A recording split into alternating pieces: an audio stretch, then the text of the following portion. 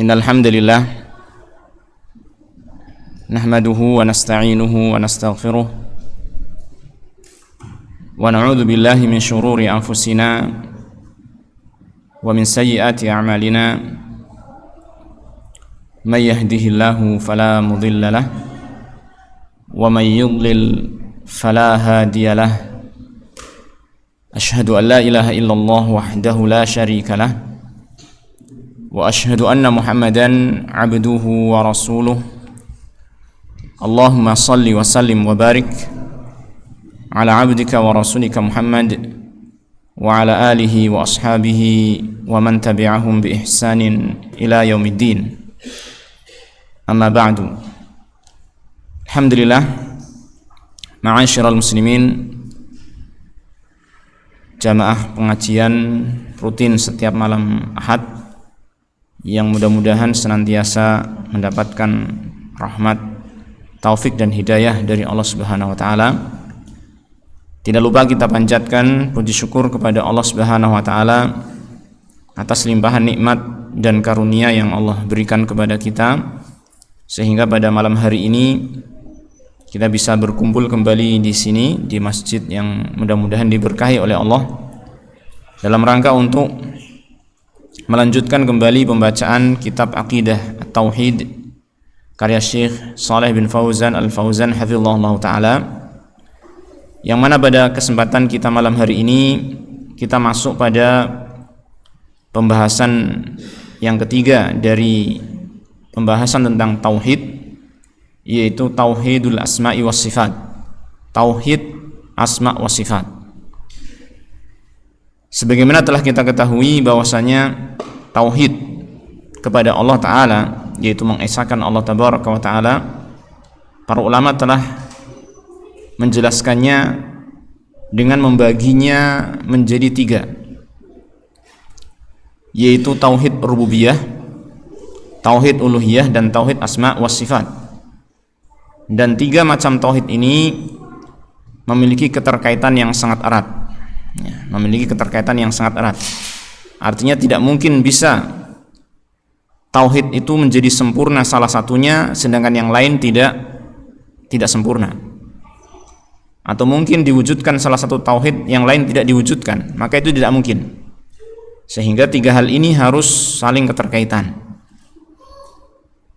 Tauhid rububiyah telah kita pelajari bahwasanya dia adalah mengesahkan Allah Subhanahu wa taala di dalam perbuatan-perbuatannya, sehingga ini berkaitan dengan keyakinan kita tentang keesaan Allah taala ya, di dalam perbuatan-perbuatan yang dia lakukan, seperti mencipta, menguasai dan mengatur, dan perbuatan-perbuatan lain yang merupakan turunan dari tiga hal tersebut. Artinya ini berkaitan dengan keyakinan, berkaitan dengan pengetahuan seseorang yang sangat kuat sehingga dia menjadi yakin atasnya. Kemudian yang kedua adalah tauhid uluhiyah. Tauhid uluhiyah maknanya adalah seseorang mengesahkan Allah Ta'ala di dalam amal perbuatan dirinya. Ini amal perbuatan dia, di dalam dia beribadah maka dia tujukan hanya kepada Allah Ta'ala saja. Sehingga tauhid uluhiyah ini kaitannya adalah dengan amalan manusia. Kaitannya dengan apa? Amalan perbuatan manusia yang harus ditujukan hanya kepada satu tujuan, yaitu Allah Subhanahu wa taala saja. Sedangkan yang ketiga yang akan kita pelajari malam ini yaitu tauhidul asma'i was sifat, yaitu seorang hamba meyakini keesaan Allah Tabaraka wa taala di dalam nama-nama dan sifat-sifatnya.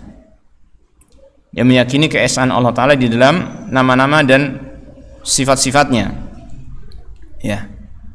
Artinya ini juga berkaitan dengan keyakinan, berkaitan dengan keyakinan hamba tentang Allah Subhanahu wa Ta'ala,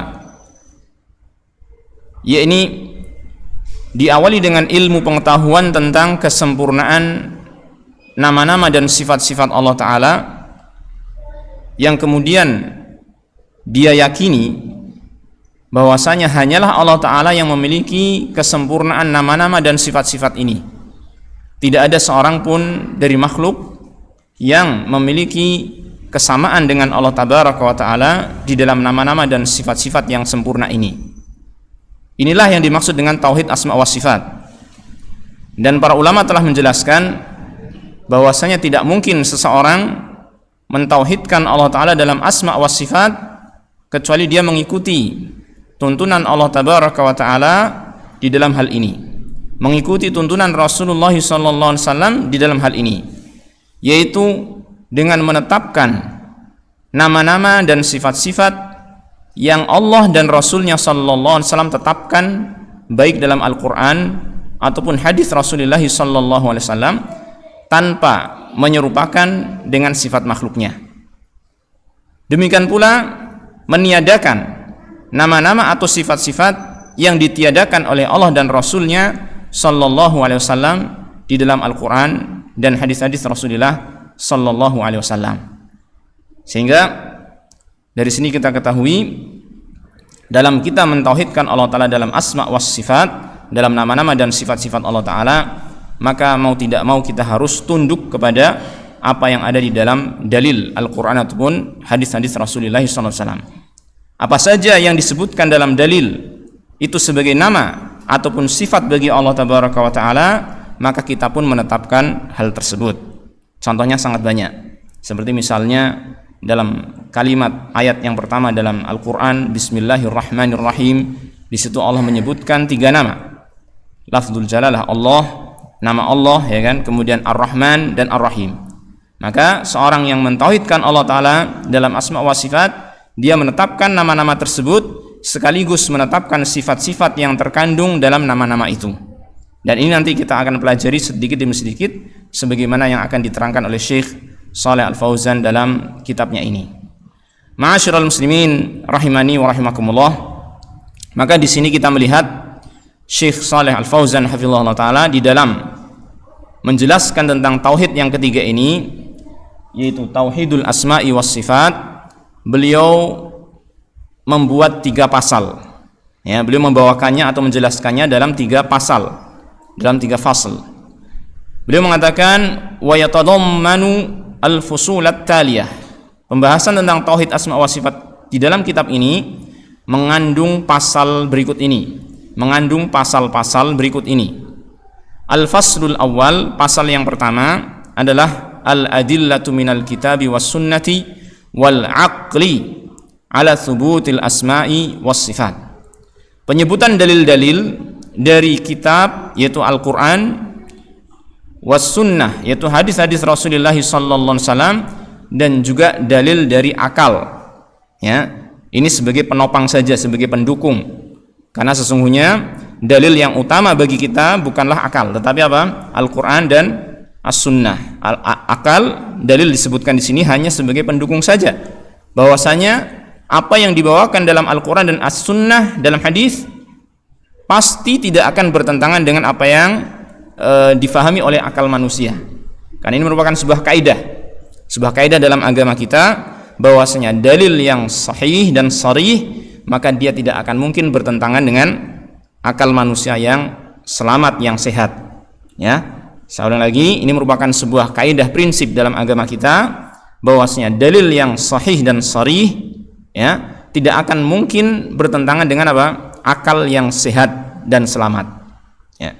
Artinya kalau ada seseorang yang menganggap adanya pertentangan antara dalil dengan akal, maka ada beberapa kemungkinan.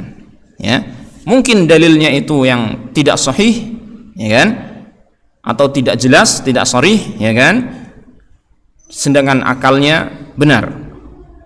Ya, atau mungkin yang kedua adalah apa? Dalilnya betul-betul sahih, sharih, tetapi akalnya itu yang tidak benar. Ya, maka kemungkinannya adalah itu saja. Tidak mungkin bahwasanya dalil yang benar, dalil yang sahih, yang sharih kok bertentangan dengan akal manusia, maka itu tidak mungkin sama sekali. Nah, jadi di sini akan dibawakan insyaallah taala tentang dalil-dalil dari Alkitab dan As-Sunnah dan juga akal ala thubutil asma'i was sifat, akan tetapnya nama-nama dan sifat-sifat bagi Allah Subhanahu wa taala. Jadi maksudnya di sini di dalam pasal yang pertama nanti kita akan ditunjukkan oleh Syekh bahwasanya Allah Ta'ala betul-betul memiliki nama-nama dan sifat-sifat Dan itu telah ditunjukkan oleh Alkitab, As-Sunnah, dan juga akal yang selamat, akal yang sehat. Nah, kenapa dibawakan dalil ini? Pertama, karena apa? Namanya akidah kan, namanya akidah, keyakinan harus berdasarkan ilmu yang kuat, ya kan? Maka dibawakanlah dalil-dalil hal ini. Yang kedua, di sana ada orang-orang yang mereka juga berafiliasi di dalam agama kita, di dalam Islam, tetapi di antara manusia itu, di antara mereka itu ada yang menolak bahwasanya Allah Ta'ala memiliki nama-nama dan sifat-sifat. Ada yang menolak seluruh nama-nama dan sifat-sifat Allah Ta'ala, ada yang menolak seluruh nama-nama, ada yang menolak seluruh sifat-sifat Allah Ta'ala walaupun dia menetapkan nama, ada yang telah menetapkan nama-nama Allah dan menolak sebagian sifat-sifat walaupun menetapkan sebagian sifat yang lain. Maka karena adanya kelompok-kelompok yang seperti ini di dalam ruang lingkup agama Islam, ya kan, semuanya masih muslim kecuali yang para ulama telah menerangkan bahwasanya itu betul-betul pemahaman yang kufur, seperti Jahmiyah misalkan. Maka karena adanya kelompok-kelompok yang seperti itu, perlu kiranya kita mengetahui dalil-dalil bahwasanya Allah itu memang memiliki nama-nama dan Allah itu memang memiliki apa? Sifat-sifat, ya kan? Dan nanti akan kita pelajari juga bahwasanya bagaimana cara kita menetapkan nama-nama dan sifat-sifat tersebut agar kita tidak terjerumus dalam kesalahan-kesalahan sebagaimana kelompok-kelompok yang tadi kita sebutkan. Kemudian yang kedua, pasal yang kedua, al-faslus tsani. Lah ini, pasal yang kedua ini yang menjelaskan tentang manhaju ahli sunnati wal jamaati fi asma'illahi wa sifatihi. Manhaj, yaitu jalan yang ditempuh ahli sunnah wal jamaah, ya, di dalam nama-nama dan sifat-sifat Allah Subhanahu wa ta'ala, ya. Jadi manhaj, jalan yang ditempuh oleh ahli sunnah wal jamaah di dalam memahami nama-nama dan sifat-sifat Allah Subhanahu wa ta'ala, yang secara ringkas sebagaimana yang tadi kita sebutkan. Ahli sunnah wal jamaah menetapkan semua nama dan sifat yang Allah dan Rasulnya SAW tetapkan tanpa menyerupakannya dengan sifat makhluk, juga meniadakan nama-nama ataupun sifat-sifat Allah yang ditiadakan. Saya ulangi, dan juga meniadakan nama-nama atau sifat-sifat yang ditiadakan oleh Allah dan Rasulnya sallallahu alaihi wasallam, ya. Jadi ini manhaj yang perlu kita camkan baik-baik, dan nanti akan ada perinciannya agar kita tidak terperosok ke dalam kesalahan-kesalahan sebagian kelompok-kelompok yang menyimpang dalam hal ini. Kemudian al-faslu tsalits, pasal yang ketiga, ar-raddu ala man ankara al-asma'a was sifati aw ankara syai'an minha. Pasal yang ketiga nanti akan disebutkan tentang bantahan bagi orang yang mengingkari nama-nama dan sifat-sifat Allah atau mengingkari sesuatu darinya. Ya, bantahan bagi orang-orang yang mengingkari nama-nama dan sifat-sifat Allah Ta'ala atau mengingkari sebagian darinya, yaitu kelompok-kelompok yang tadi kita sebutkan. Disebutkan di sini, ya, tentunya tujuannya adalah apa? Agar kita bisa membentengi diri di dalam tauhid asma wa sifat, jangan sampai ini terjerumus ke dalam kesalahan-kesalahan yang semisalnya, ya. Ini salah satu tujuan diantaranya, ya, untuk membentengi diri kita agar tidak terjerumus ke dalam kesalahan-kesalahan yang semisal. Taib, kita langsung saja kepada al-faslul awal, pasal yang pertama, yaitu al-adillatu minal kitabi was sunnah wal aqli ala thubutil asma'i was sifat. Dalil-dalil dari Alkitab dan As-Sunnah dan juga akal akan tetapnya nama-nama Allah Ta'ala dan sifat-sifat Allah Tabaraka wa Ta'ala. Jadi sebagaimana tadi saya sampaikan, ini pasal yang pertama ini ingin menjelaskan kepada kita bahwasanya Allah itu memang betul-betul memiliki nama-nama dan memiliki apa? Sifat-sifat. Terkait dengan namanya, maka kita mengenalnya dengan apa? Al-Asmaul Husna, nama-nama yang maha indah. Taib. Di sini Syekh mengatakan al-adillatu minal kitabi was sunnah. Pertama tentang dalil-dalil dari kitab dan sunnah. Sabaqa an dzakarna anna at-tauhida yanqasimu ila thalathati aqsam. Telah lalu kami jelaskan, kami sebutkan bahwa tauhid terbagi menjadi 3 macam. Tauhidur rububiyah, tauhidir rububiyyati, wa tauhidil uluhiyati, wa tauhidil asma'i was sifat. Ya, 3 macam tauhid ini, rububiyah, uluhiyah dan asma was sifat. Wa dzakarna jumlatan minal adillati 'ala an-naw'ainil awwalaini, dan telah kita sebutkan beberapa dalil-dalil yang menunjukkan kepada dua macam yang pertama, yaitu apa? Tauhidir rububiyyati wa tauhidil uluhiyah. Jadi telah berlalu pembelajaran tentang masalah ini pada bab-bab sebelumnya. Alhamdulillah telah kita selesaikan. Tinggal kalau ingin mengulang silakan merujuk kembali ya, mengulang kembali kitabnya, dibuka-buka lagi, atau silakan rekamannya diputar kembali. Beliau mengatakan wal ana nadhkurul adillata 'ala an-naw'i tsalits. Maka sekarang sekarang nadhkurul adillata, kita sebutkan dalil-dalil 'ala an-naw'i tsalits yang menunjukkan kepada macam yang ketiga dari tauhid ini, yaitu apa? Wa huwa tauhidul asma'i was sifat, yaitu tauhid asma' was sifat. Nah, fa ilaika syai'an min adillatil kitabi was sunnah, maka ambillah sebagian dari dalil-dalil kitab dan sunnah berikut ini. Nah, jadi disampaikan di sini adalah apa? Sebagian di antara dalil-dalil yang menunjukkan bahwasanya Allah memiliki nama-nama dan sifat-sifat. Famin adillatil kitab, di antara dalil-dalil dari kitab suci Allah Ta'ala Al-Quranul Karim, qauluhu Ta'ala, Allah Ta'ala berfirman, walillahil asma'ul husna fad'uuhu biha wadharul ladhina yulhiduna fi asma'ihi sayujzawna ma kanu ya'malun. Dalam surat Al-A'raf ayat 180. Walillahil asmaul husna, dan hanya kepunyaan Allah al asmaul husna, fad'uuhu biha, maka berdoalah kalian dengannya, dengan asmaul husna. Perhatikan kalimat ini ma'asyiral ikhwah, walillahil asmaul husna. Kalimat ini mengisyaratkan kepada tauhid. Kepada apa? Tauhid di dalam nama-nama Allah Ta'ala yang disebut Asma'ul Husna. Ini kalau kita belajar bahasa Arab ya, maka kita bisa mengirab kalimat ini dengan mengatakan lillahi. Di sini ya, lillahi jar dan majrur syibhul jumlah khobar muqaddam. Sedangkan al-asma dia adalah mubtada muakhar, mubtada yang diakhirkan. Jadi pada asalnya jumlah yang tersusun dari mubtada khobar itu mubtada di awal, mubtada di depan, kemudian khobar di belakang. Ya, pada asalnya demikian. Nah, di sini Allah Tabaraka Taala menyebutkan lillahil asmaul husna. Khobarnya di depan, mubtadanya di belakang. Padahal mubtadanya sudah ma'rifah. Ya, tidak ada yang menghalangi dia untuk di depan. Kalau mubtadanya itu sudah ma'rifah, maka tidak ada yang menghalangi dia untuk di depan. Ya kan? Kecuali kalau nakiroh, mubtada'nya nakiroh, mungkin dia harus butuh sesuatu yang mendahuluinya.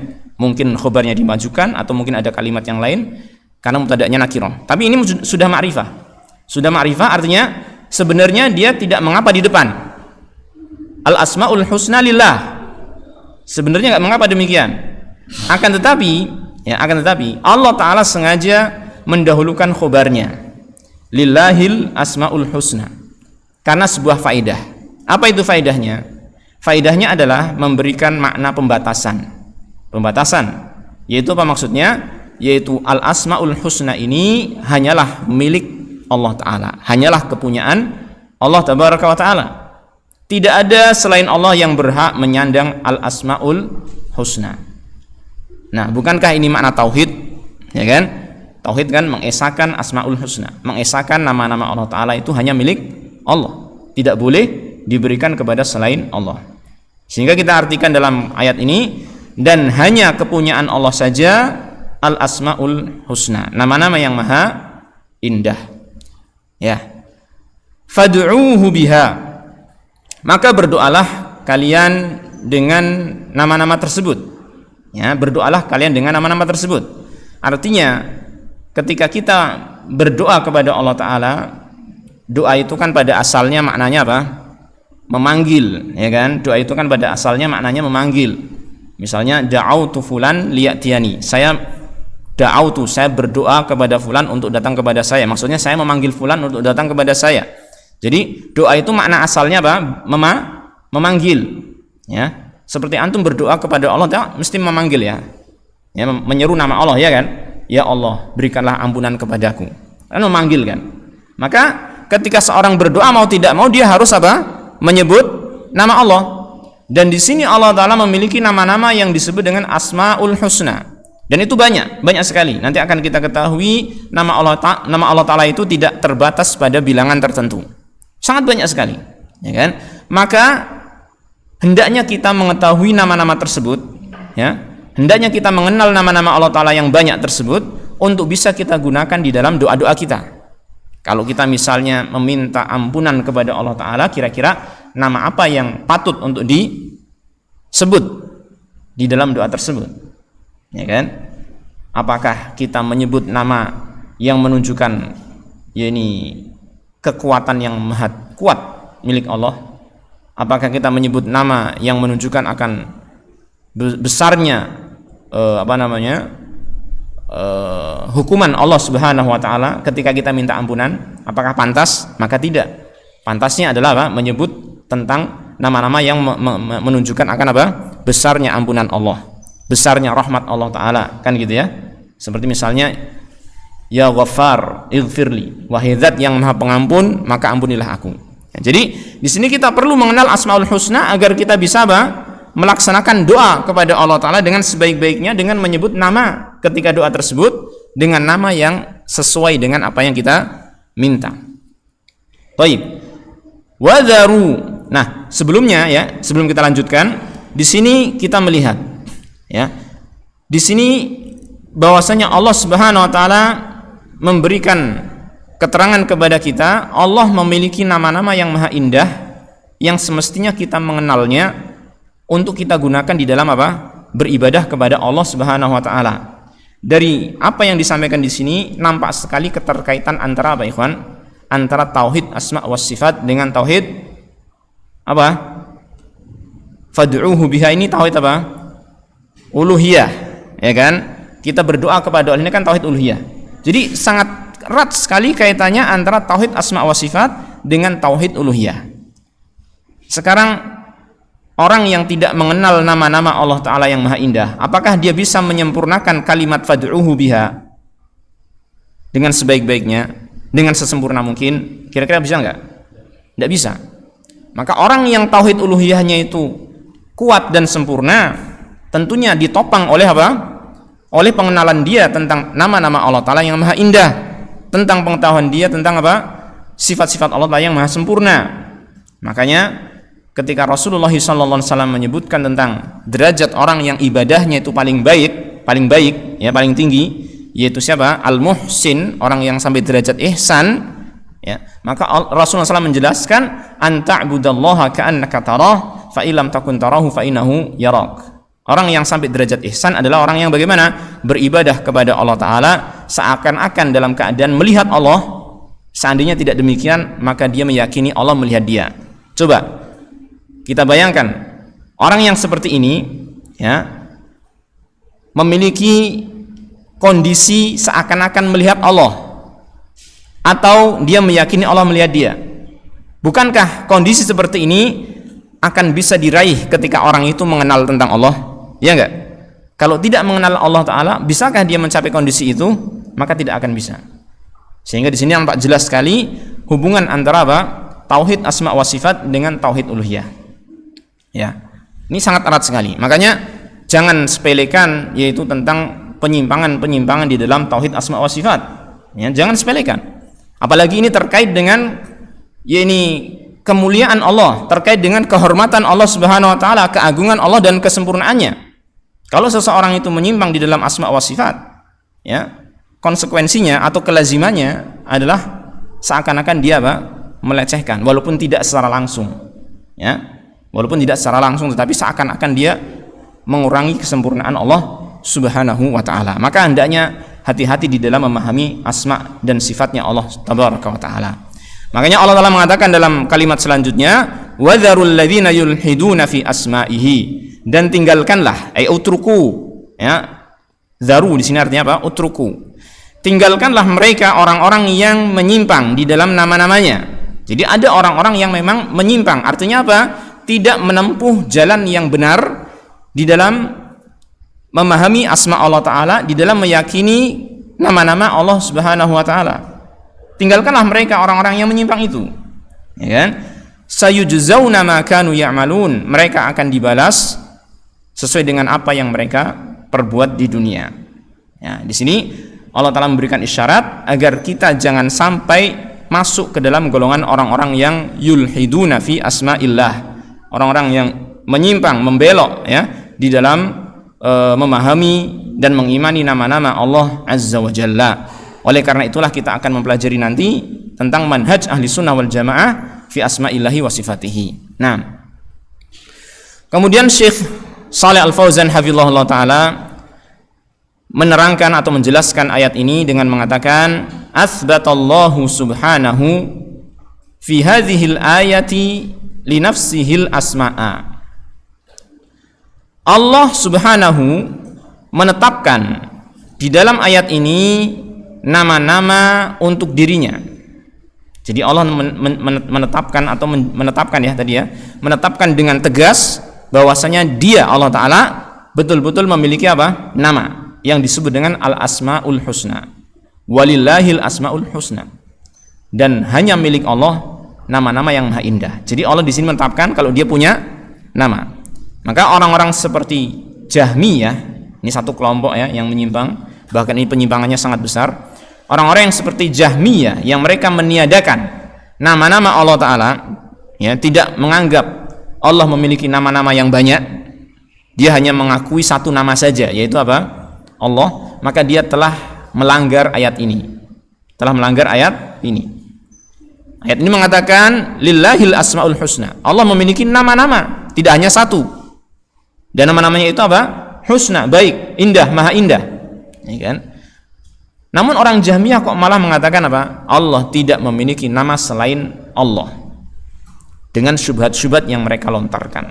Maka hanya dengan ayat ini saja, ya kan, keyakinan mereka telah terbantahkan. Taib. Jadi di sini Allah Ta'ala menetapkan kalau Dia memiliki apa? Nama-nama. Dan namanya bukan hanya satu, tapi apa? Banyak. Wa akhbara annaha husna, dan Allah mengabarkan bahwasanya nama-nama itu adalah husna. Nah, ini di sini tidak ada keterangan ya. Beliau hanya mengatakan akhbara annaha husna, mengabarkan bahwasanya namanya itu disifati dengan husna, atau kalau kita artikan maha baik. Nama-nama Allah adalah nama yang maha baik atau maha indah. Lalu bagaimana penjelasan ulama tentang makna al-husna ini sesungguhnya? Ya, mereka mengatakan al-husna maknanya adalah balighatun fil husni ghayatahu. Nama-nama Allah disebut husna karena nama-nama tersebut mencapai puncak keindahan, mencapai puncak kebaikan suatu nama. Ya, jadi bukan hanya sekedar nama yang baik, tapi apa? Mencapai puncak keindahan dan kebaikan suatu nama.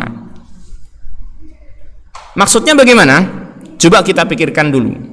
Seandainya ada orang tua memberi nama kepada anaknya dengan suatu nama, dengan satu kalimat yang tidak mengandung makna. Misalkan, contoh apa? Kalau seorang tua memberi nama anak dengan nama, mohon maaf kalau ada yang menyerupai ya, ini hanya sekedar contoh, dengan nama Slamet misalkan. Slamet. Ada di sini? Ada. Saya tahu orangnya. Orangnya hadir. Itu nama yang bagus atau tidak? Bagus atau tidak? Bagus. Kenapa?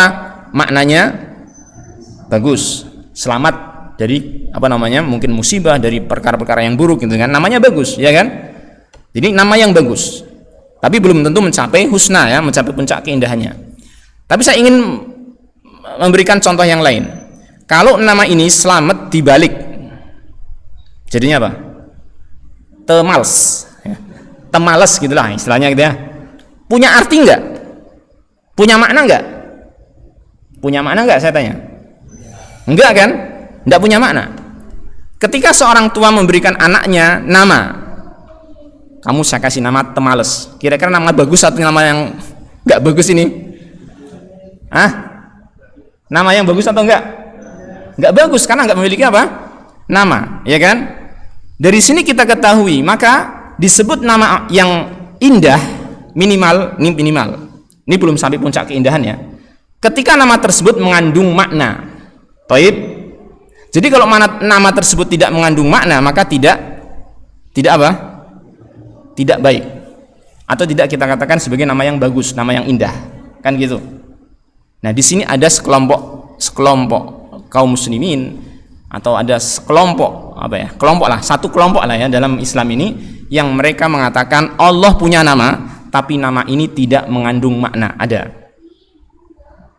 Ya, Allah punya nama Ar-Rahman, Ar-Rahim, tapi itu nggak punya makna, gitu loh. Maka ini bertentangan dengan apa? Keberadaan nama Allah yang maha indah. Baik, jadi nama maha indah pertama apa? Harus punya makna. Terus yang kedua, saya kasih contoh lagi. Kalau ada seorang tua ngasih nama anaknya dengan nama yang punya makna, tapi maknanya itu jelek. Contohnya apa ya? Saya nggak bisa memberikan contoh nama. Coba contoh apa, Pak? Nah, satu nama yang maknanya itu jelek. Kalong. Namanya Kalong gitu.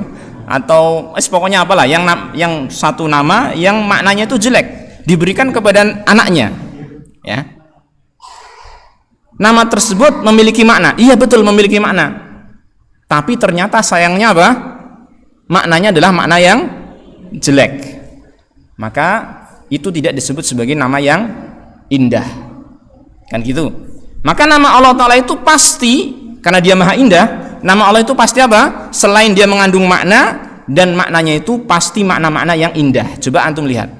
Ketika Allah mengatakan As-Sami', maha mendengar. Bagus enggak maknanya? Ar-Rahman, maha pengasih. Ar-Rahim, maha penyayang. Bagus enggak maknanya? Bagus. Semua nama-nama Allah Ta'ala mengandung makna, dan maknanya adalah makna yang bagus. Jelas? Jelas? Nah, satu lagi tambahan. Ya, bukan tambahan, memang ini yang harus dijelaskan. Satu lagi. Nama sudah punya makna. Makna sudah bagus. Tapi ternyata orang yang dikasih nama itu, ya, apa namanya?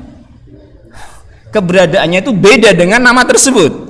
Kira-kira bagus enggak ini? Walaupun namanya bagus, tetapi hasilnya dia apa? Kurang pas, ya enggak? Misalnya ada orang dikasih nama Untung. Untung bagus enggak? Moga-moga di sini enggak ada. Untung bagus enggak? Bagus, tapi orangnya sukanya ternyata dia nasibnya sial terus. Namanya Untung tapi nasibnya apa? Sial terus. Jadi bagus enggak ini akhirnya? Jadi bagus enggak? Ya kurang tepat, kurang pas, kan gitu.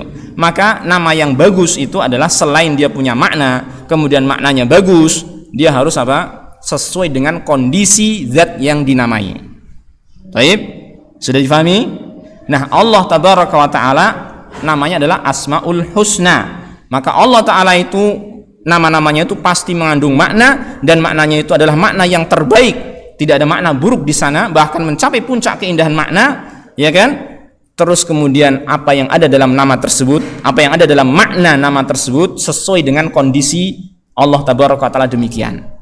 Ya, maka ketika Allah Ta'ala mengatakan dirinya adalah Ar-Rahman, betul-betul Allah Ta'ala itu memiliki rahmat yang sangat luas. Ketika Allah Ta'ala Ar-Rahim, betul-betul dia itu memiliki kasih sayang yang Allah berikan kepada makhluknya. Ketika Allah Ta'ala memiliki nama As-Sami', betul-betul Allah Ta'ala itu memiliki pendengaran yang maha sempurna pendengarannya, dan begitu seterusnya. Sehingga Allah Ta'ala itu, ya, namanya itu betul-betul pantas disebut sebagai Al-Asma'ul Husna, nama yang mencapai puncak keindahannya, ya. Dan ma'asyiral ikhwah azanillah wa iyyakum jami'a, Allah Ta'ala menyebutkan nama-namanya di dalam Al-Quran bukan untuk kesia-siaan, tapi untuk kita mengenalnya, agar kita bisa dengan perantaraan nama-nama tersebut, dengan mempelajarinya, dengan memahaminya, dengan meyakininya, kita akan menjadi apa? Tumbuh. Ya, ini apa namanya, dalam hati kita itu kecintaan kepada Allah, kita akan tumbuh rasa harap kepadanya, rasa takut kepadanya. Secara ringkas, kita bisa mewujudkan ibadah kita kepada Allah Tabaraka wa Ta'ala.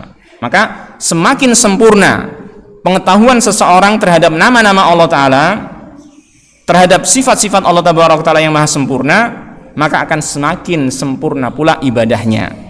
Allah Ta'ala mengatakan, innama yakhsyallaha min ibadihil ulama. Sesungguhnya yang khasyah, yang sangat takut kepada Allah Ta'ala di antara hamba-hambanya hanyalah siapa? Ulama. Kata para ulama, yaitu maksudnya adalah orang-orang yang mengenal Allah Ta'ala dengan sebaik-baik pengenalan. Oleh karena itu, selain kita mempelajari tentang kaidah-kaidah, yakni bagaimana cara mengimani nama-nama Allah Ta'ala dengan benar agar kita bisa mentauhidkannya, akan lebih bagus lagi seandainya kita mempelajari juga tentang apa? Makna-makna dari Asmaul Husna. Dan saya kira di kajian yang diadakan SBS ini juga ada kajian tentang Asmaul Husna itu ya, dan itu kajian yang sangat bagus sekali. Disarankan untuk setiap kita itu untuk menghadiri kajian tentang Asmaul Husna tersebut, karena bisa menumbuhkan ibadah-ibadah yang kuat kepada Allah Subhanahu wa taala. Baik, barangkali karena waktunya sudah cukup ya, kita cukupkan pengajian kita pada malam hari ini sampai pada kalimat ini. Insyaallah kita akan lanjut pada pertemuan yang berikutnya. Wassallallahu wasallam ala nabiyyina Muhammadin wa ala alihi wa sahbihi ajma'in walhamdulillahi rabbil alamin.